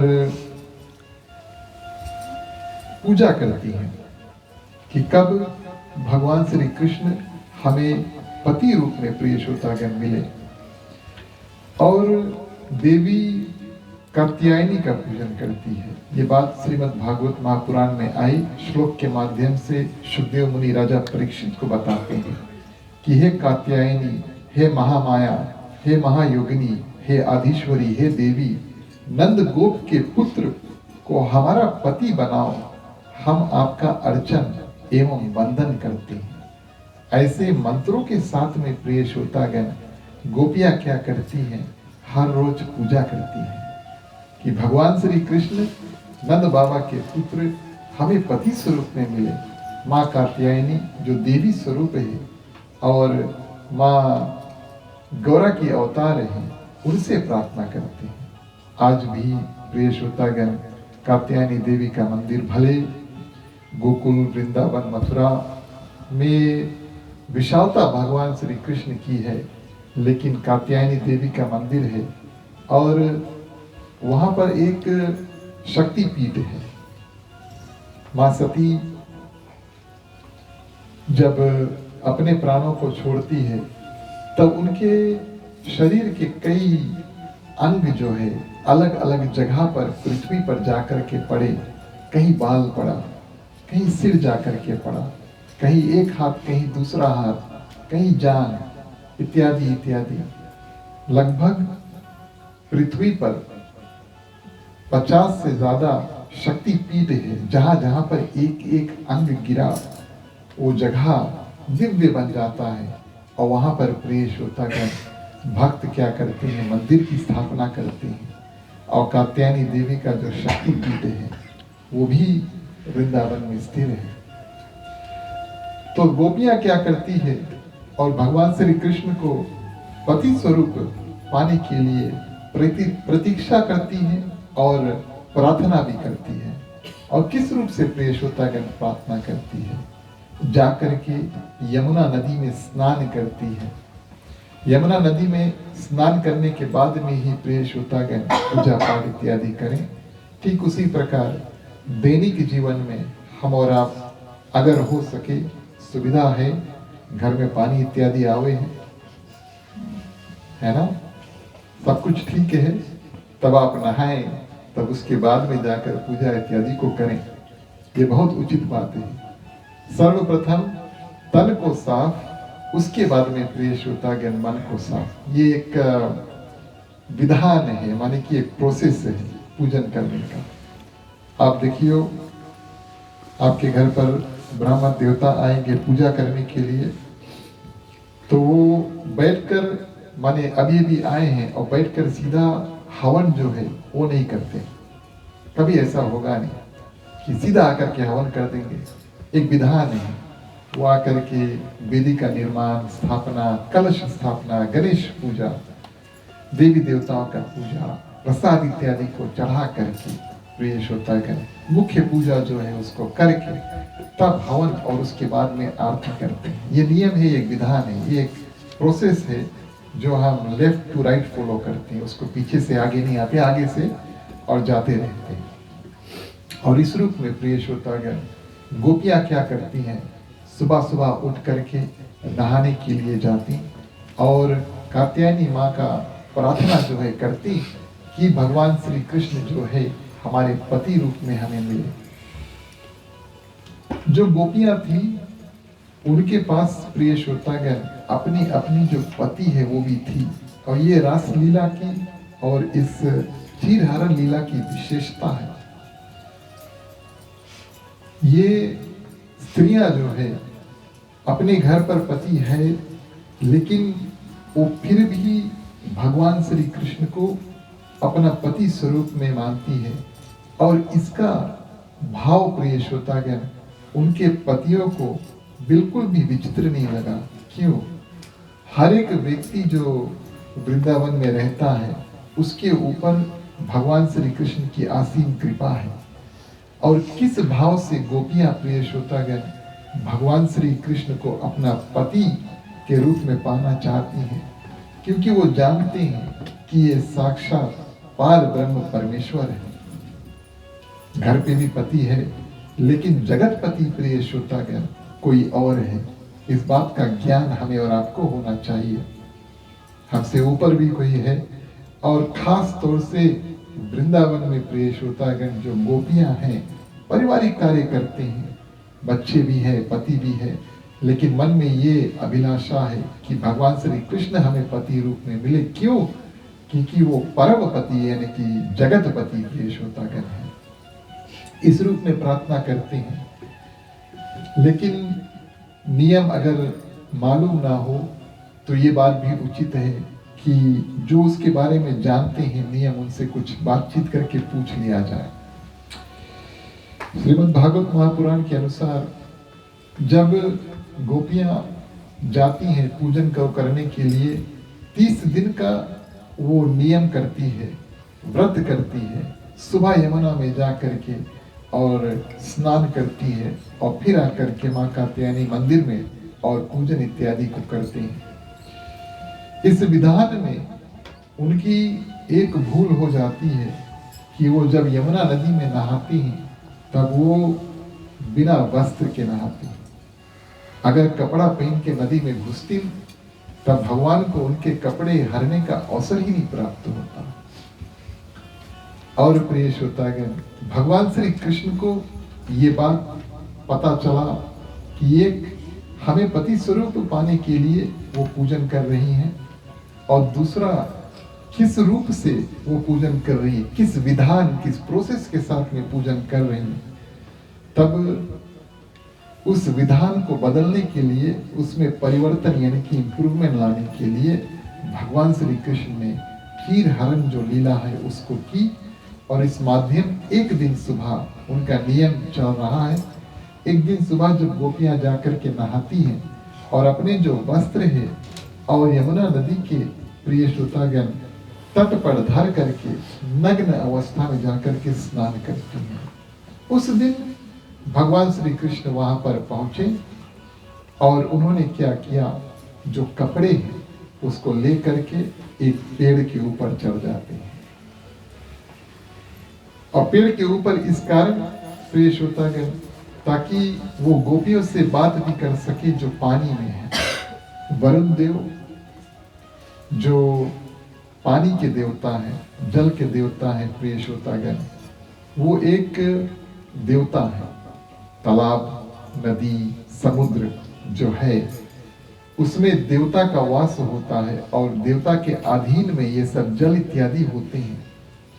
ये बात उचित नहीं है कि हम और आप जब जाकर के नदी में स्नान करें या हम और आप जाकर के समुद्र में स्नान करें तब हम बिल्कुल नग्न अवस्था में जाकर के स्नान करें, बिल्कुल उचित नहीं है। नग्न अवस्था में किसी के सामने प्रिय श्रोतागण आना नहीं चाहिए। दुर्योधन, माता गांधारी, महाभारत की कथा। गांधारी वो जो अपने आंखों पे पट्टी बांध लेती है। आपने देखा होगा सीरियल में, पढ़ना तो महाभारत थोड़ा कठिन है, लेकिन गांधारी जब पट्टी बांध लेती है प्रिय श्रोतागण, और 18 दिन का जो युद्ध होता है और अंतिम क्षणों में गांधारी जो है अपने पुत्र दुर्योधन को बुलाती है और उनसे कहती है कि हमारे कक्ष में जब तुम आना तो बिल्कुल नग्न अवस्था में आना, बिना कपड़े के आना। और मैं बहुत सालों बाद मैं अपने आंखों का जो पट्टी है वो खोलूंगी, और मेरे आंख जब खुलेंगे, जितनी शक्ति, जितना पुण्य मैंने अपने पति के लिए समर्पण, क्योंकि उनके जो पति थे वो भी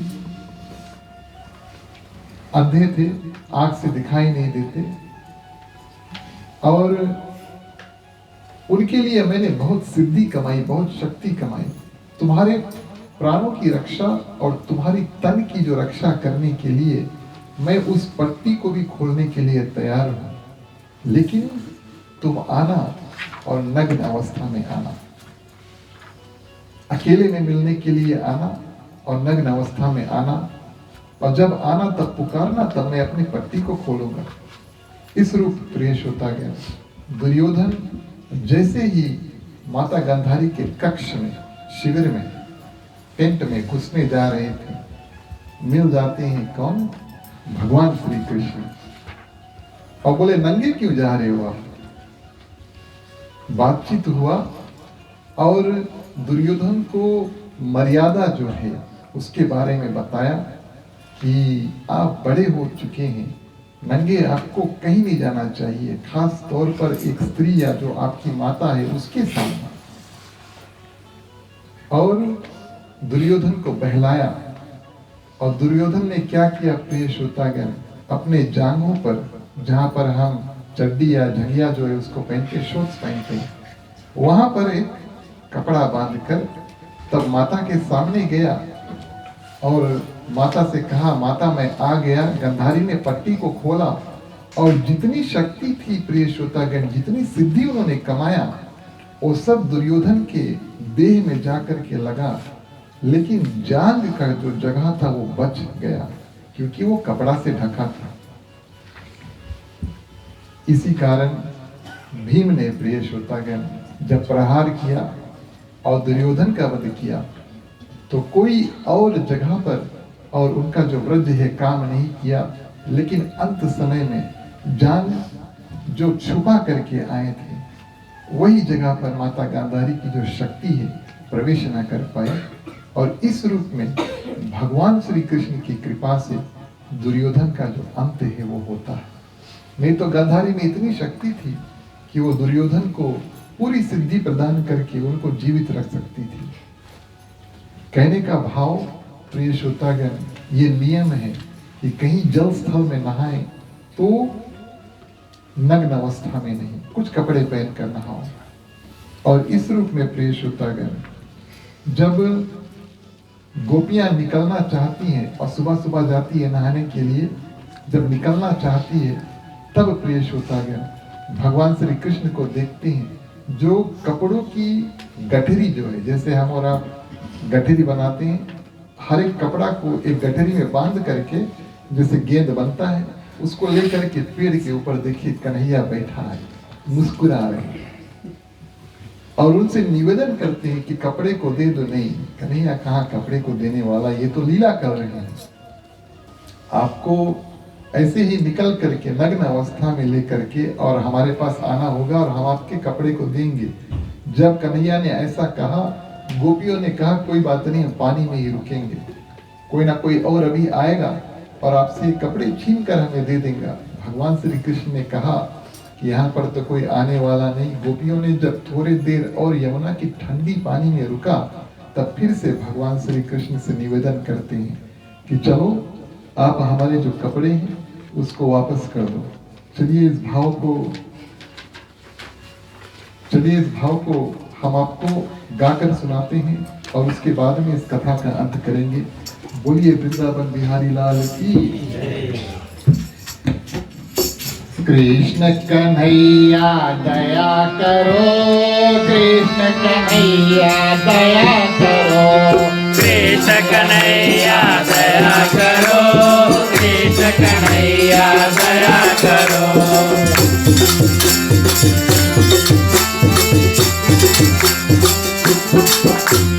तेरे चरण सब आने पड़े, तेरे चरण सब आने पड़े, तेरे चरण सब आने पड़े, तेरे चरण सब आने पड़े, तेरे चरण सब आने पड़े, तेरे चरण सब आने पड़े, तेरे चरण सब आने पड़े, तेरे चरण सब आने पड़े, तेरे चरण सब आने पड़े। कृष्ण कन्हैया दया करो, कृष्ण कन्हैया दया करो, कृष्ण कन्हैया दया करो।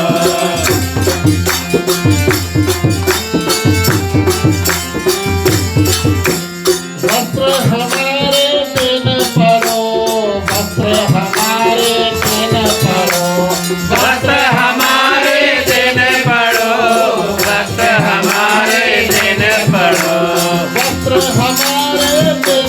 पड़ो, वस्त्र हमारे दिन परो, वस्त्र हमारे दिन परो, वक्त हमारे दिन पड़ो, वक्त हमारे दिन पड़ो, वस्त्र हमारे दिन परो। कृष्ण कन्हैया दया करो, कृष्ण कन्हैया दया करो, कृष्ण कन्हैया दया करो, कृष्ण कन्हैया दया करो, कृष्ण कन्हैया दया करो, कृष्ण कन्हैया दया करो। और ये भाव प्रिय श्रोतागण कि हमारे ऊपर दया करो। भगवान श्री कृष्ण उनको समझाते हैं कि तुम्हारा अपराध है और अपराध का दंड भी मिलना चाहिए, लेकिन अगर आप गोपियों में ये भाव है और इस कारण से आप माँ कात्यायनी का पूजन कर रहे हो कि आप मुझे पति स्वरूप में पाओगे, तब तो आपके हृदय में कोई गलानी, कोई शर्मिंदगी नहीं होनी चाहिए कि आप निकले पानी में से और अपने जो वस्त्र हैं ऐसे ही ले लें। देखिए भगवान श्री कृष्ण बालक रूप है, इसमें भी, इस कथा प्रसंग में भी कोई काम वासना नहीं है। इसका हम और आप गलत अर्थ ना निकालें कि भगवान श्री कृष्ण गोपियों को नग्न अवस्था में देखना चाहते थे। ये तो गोपियों का जो प्रेम है प्रिय श्रोतागण और भगवान श्री कृष्ण के प्रति समर्पण जो है उस भाव की कथा है। और वास्तविक तौर पे गोपियां बारी बारी जब पानी से निकली उनको बड़ी प्रसन्नता हुई। अगर बात वही हुई, टीवी सीरियल देखिए अगर, तो उन गोपियों के चेहरे पे टीवी सीरियल में पूरा बॉडी नहीं दिखाया। मैं आपको बता दूं, मैंने देखा है, लेकिन उनका जो मुख है और उनका मुख का जो शूटिंग जो हुआ था प्रिय श्रोतागण, उनके मुख में बहुत प्रसन्नता है, ठीक उसी प्रकार जैसे एक दुल्हन तैयार होकर के और प्रथम बार माने विवाह के दिन अपने पति से मिलने जाती है। ऐसी प्रसन्नता भावना से हर एक गोपी प्रिय श्रोतागण जाती है। बड़े सुंदर भाव से भगवान श्री कृष्ण उनसे मिलते हैं और हर एक गोपी के जो कपड़े हैं उसको वापस देते हैं। इस रूप में प्रिय श्रोतागण, और इन गोपियों की जो भावना थी कि भगवान श्री कृष्ण हमें पति स्वरूप में मिले, और ये भावना को भी भगवान श्री कृष्ण ने आदर किया और सम्मान किया। और कुछ दिन बाद इन्हीं गोपियों के साथ में भगवान श्री कृष्ण ने रासलीला भी की, क्योंकि इन्होंने पूजा किया था और भगवान के सानिध्य में पूजन प्रिय श्रोतागण कभी मिथ्या नहीं जाता। इस कारण हर एक गोपी को यह अवसर प्राप्त हुआ कि वो भगवान श्री कृष्ण के साथ में रासलीला करें। आज की कथा हम यहीं पर विराम देंगे।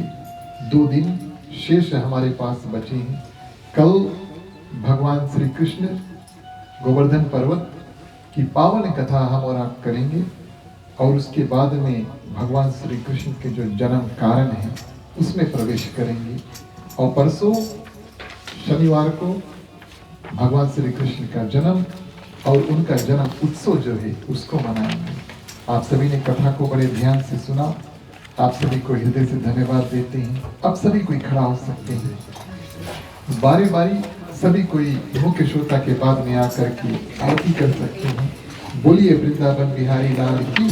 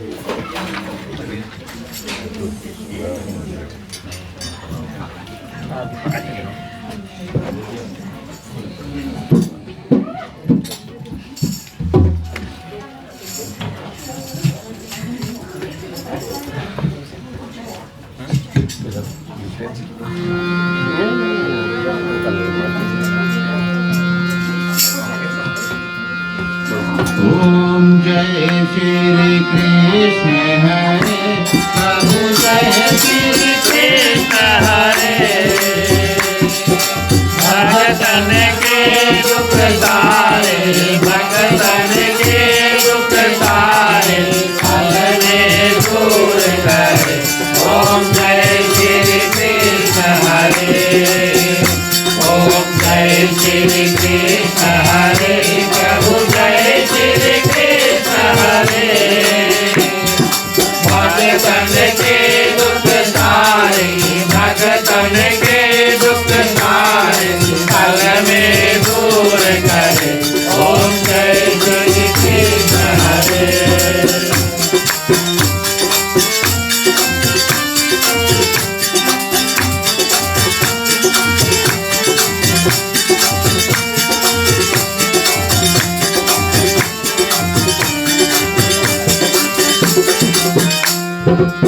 परमानंद मुरारी मोहन गिरधारी जय रस रास बिहारी जय रस रास बिहारी जय जय गिरधारी।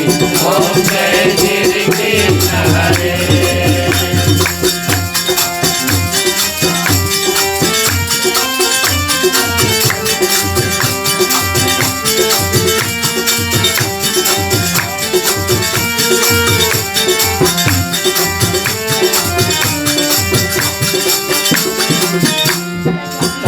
कानन कौड़ी सोहत कानन में बाला मोर मुकुट पीतांबर मोर मुकुट पीतांबर सोहर वाला। ओम जय श्री कृष्ण हरे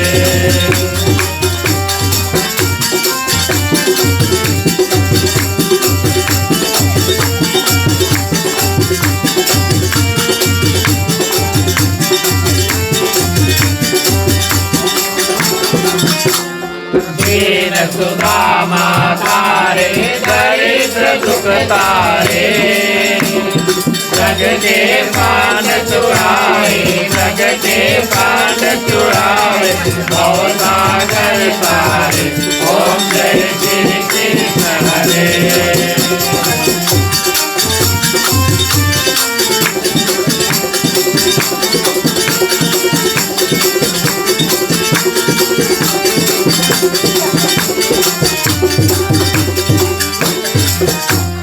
हर ना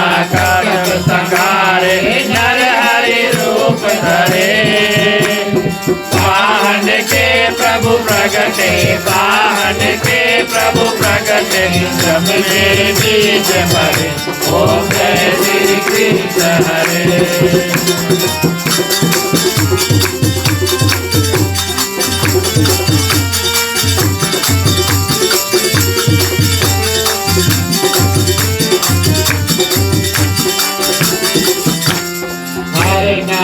सब संहारे नर हरि रूप हरे पान के प्रभु प्रगटे पान के प्रभु प्रगटे सब में बीज भरे ओम जय श्री कृष्ण हरे।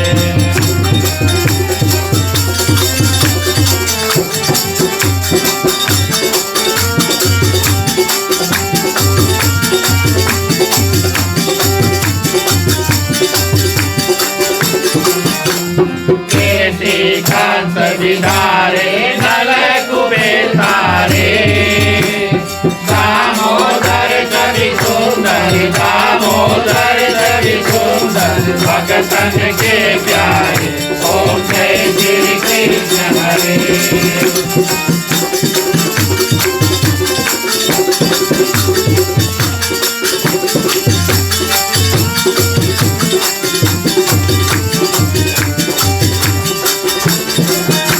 काली नागन भैया नटवर कवि गोरे पन पन नाचा करते पन पन नाचा करते नागन मन मोरे ओम जय श्री कृष्ण हरे।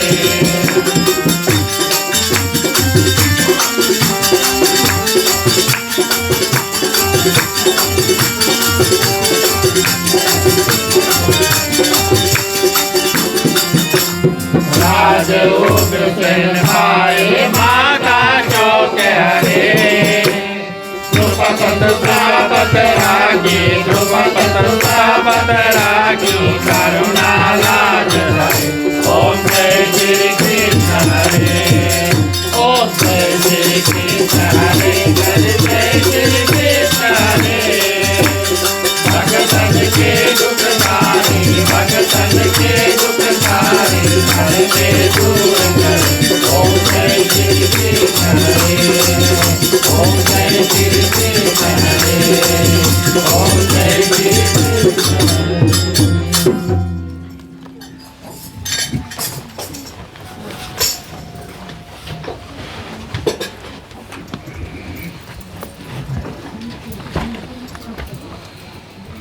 तुम्ही हो माता पिता तुम्ही हो बंधु सखा तुम्ही हो जो सके ना वो फूल हम है तुम्हारे चरणों के धूल हम है दया की दृष्टि सदा ही रखना तुम्ही हो बंधु सखा तुम्ही हो साथी तुम्ही सहारे कोई न अपना सिवा तुम्हारे तुम्ही हो नैया तुम्ही केवैया तुम्ही हो बंधु सखा तुम्ही हो बंधु सखा तुम्ही हो बंधु सखा तुम्ही हो। कर्पूर गौरम करुणावतारम संसार सारं भुजगेन्द्रहारं सदा वसंतं हृदयारविन्दे भवं भवानी सहितं नमामि भवं भवानी सहितं नमामि भवं भवानी सहितं नमामि। ओम मंगलम भगवान विष्णु मंगलम गरुड़ध्वज मंगलम पुंडरीकाक्षो मंगलाय तनो हरि सर्व मंगल मांगल्ये शिवे सर्वार्थ साधिके शरण्ये त्र्यंबके गौरी नारायणी नमोस्तुते नारायणी नमोस्तुते नारायणी नमोस्तुते।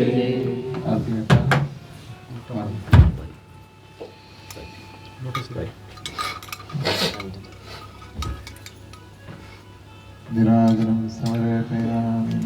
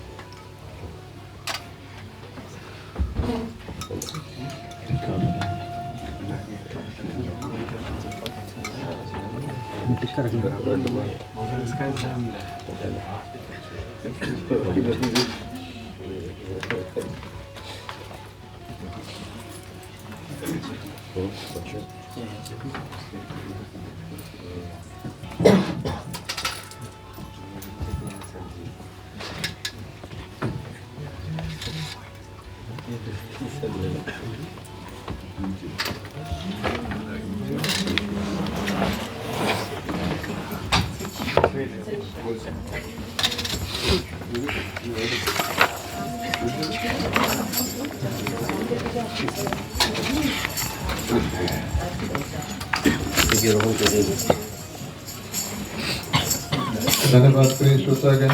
आप सभी से आग्रह करेंगे आप अपने अपने स्थान पर बैठ जाएं। बैठे बैठे बारी बारी आप सभी कोई आरती का दर्शन करें।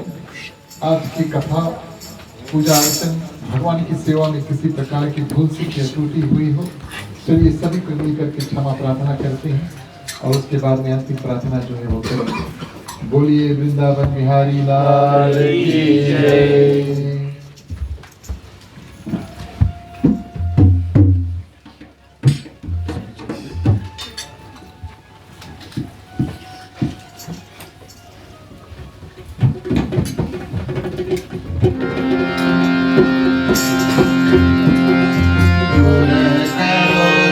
दर्द सभा क्षमा करो भगवान हो, मन मंदिर को उज्ज्वल कर दो, देकर निर्मल ज्ञान हो।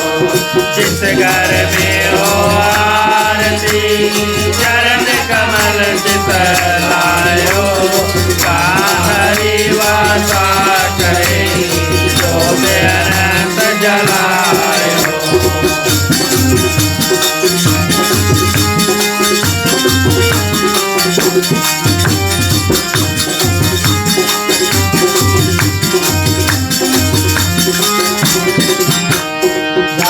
भक्त कीर्तन करे कहे प्रेम धरी आए हो, हरि श्रवण करे सात लोक से आए हो। सब कुछ दीना आपने भेंट करो क्या नाथ हो, नमस्कार करे करो जोड़ो में दोनों हाथ हो।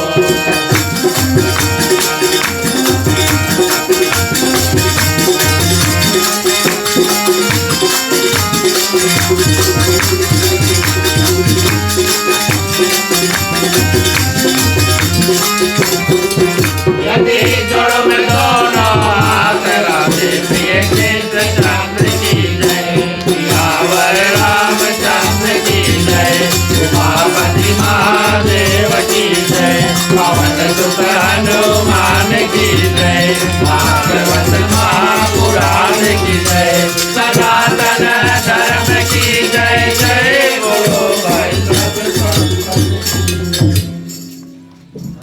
धन्यवाद प्रिय श्रोतागण। अंतिम प्रार्थना से पहले आज हमारे समक्ष में शनीश दत्त जी हैं, उनसे आग्रह करेंगे कि आज भगवान श्री कृष्ण की बाल लीला की कुछ विशेष कथा आपके सामने प्रस्तुत करें।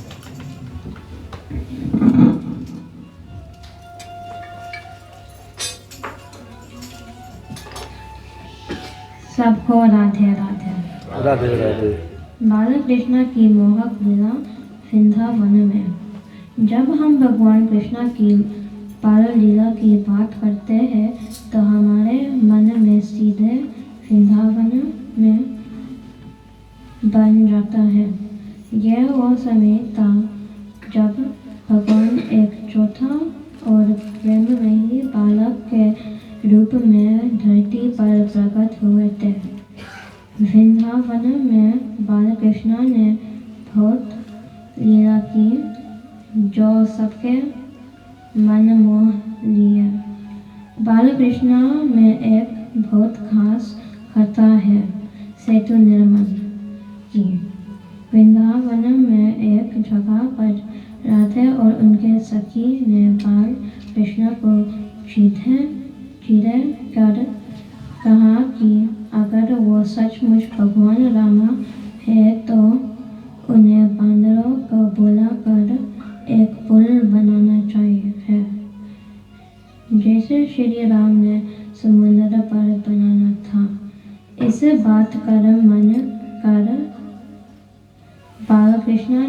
अपनी बांसुरी बजाए और कुछ ही समय में अनेक बांदरों और उनके पास आ गया।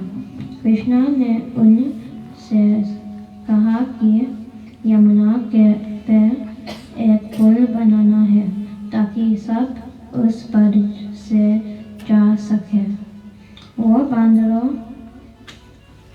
उतनी तेजी और से पत्थर और लकड़ी लाकर एक छोटा सा पुल बना दिया है।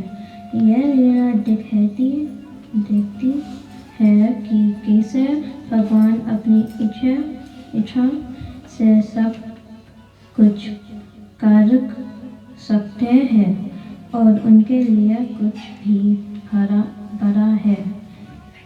भगवान के भक्त की बात भगवान हमेशा मानती है।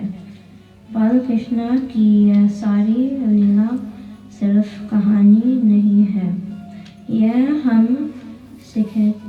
सिखाते हैं कि हाल ही भगवान शक्तिशाली है।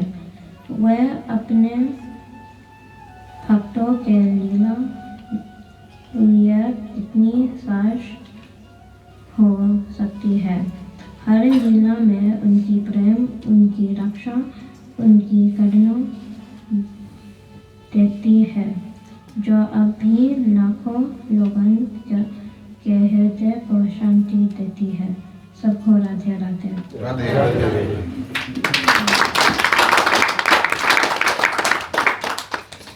बहुत बहुत धन्यवाद सुनीश जी। चलिए अंतिम प्रार्थना इत्यादि करेंगे। इन मंत्रों के साथ में अपना कल्याण, यहाँ पर जितने लोग हैं उनकी कल्याण की प्रार्थना, समस्त पृथ्वी पर जितने जंतु है चलते उड़ते तैरते हैं, जहाँ जहाँ भगवान ने प्राण दिया है सभी को मिलकर के प्रार्थना करेंगे। किसी में किसी प्रकार का दुख तकलीफ है तो भगवान सबको थोड़ा थोड़ा शक्ति प्रदान कर दे, सब कोई अपने अपने दुख से पार पा सके। मांगने का वक्त आता है, सभी कोई अपने अपने हाथों को खोल लीजिए। पुरुषों के लिए राइट ओवर लेफ्ट, महिलाएं अपने अपने आंचल में ले लेती हैं। चलिए प्रार्थना करते हैं। स्वस्ति प्रजभ्यः परिपालयन्ता न्यायेन मार्गेण मयि महिषा गोब्राह्मणप्रियो शुभमस्तु नित्यं लोकाः समस्ताः सुखिनो भवन्तु सर्वे भवन्तु सुखिनः सर्वे सन्तु निरामयाः सर्वे भद्राणि पश्यन्तु मा कश्चित् दुर्भाग्यवते पौत्राणां सन्तु पौत्राणां नेत्राणां साधनां सन्तु जीवन्तु शारदं शतमेव जीवन्तु शारदं शतमेव जीवन्तु शारदं शतमेव। चलिए सभी को अपने अपने हाथों को जोड़ लेते हैं। ओम सर्वेषां मंगलं भवतु, सर्वेषां कल्याणं भवतु, सर्वेषां शुभं भवतु, सर्वेषां शान्तिः भवतु। धर्म के विद्या धर्म का नाश हो, सदन में सदा सद्भावना हो। हर हर महादेव की जय। जय श्री सीताराम है। ओम नमः पार्वती पते हर हर महादेव हरे। जय जय वीर बजरंगी हर हर महादेव हरे। धन्यवाद प्रिय श्रोतागण। इस रूप में हमने और आपने मिल करके इस साल के श्री कृष्ण अष्टमी के 5वें दिवस का जो कथाक्रम है उसको निभाया। एक बार फिर से अपनी ओर से मल्ली आदर्श सत्संग रामायण मंडली, ग्राम मालिक मालकिन श्रीमान श्रीमती रविशंकर नारायण, समस्त परिवार, माताएं एवं पुत्री और आज के हमारे मुख्य श्रोता परिवार श्रीमान श्रीमती राकेश कुमार, समस्त परिवार उपस्थित हैं। इनकी ओर से आप सभी का बहुत बहुत स्वागत और बहुत बहुत शुभकामनाएं और हृदय से धन्यवाद। आप सभी के लिए प्रसाद है, महाप्रसाद है, इसे कृपया करें। मुख्य श्रोता और जो गृहस्थ श्रोता है उनको आशीर्वाद और धन्यवाद देकर जाएं, ये हमारा और आपका कर्तव्य बनता है। आज भी जो लोग प्रसाद लेकर आए हैं और महाप्रसाद लेकर आए हैं उनको सभी भक्तों के ऊपर से सभी भक्तों की ओर से बहुत बहुत शुभकामनाएं और धन्यवाद। और भगवान श्री कृष्ण मान पूर्ण की असीम कृपा जो है आपके रसोई आपके हाथों में हो। इसके बाद में मंडली थोड़ी देर कीर्तन करेंगे। जो लोग हमारे साथ जुड़ना चाहते हैं शुरू से आगे आ जाए, सबको मिल करके कीर्तन करिए। चलिए मुख्य श्रोता को पंचामृत देते हैं। राम कहे सुख उपजे कृष्ण कहे दुख जाय। महिमा महाप्रसाद की पावन भोग लगाए।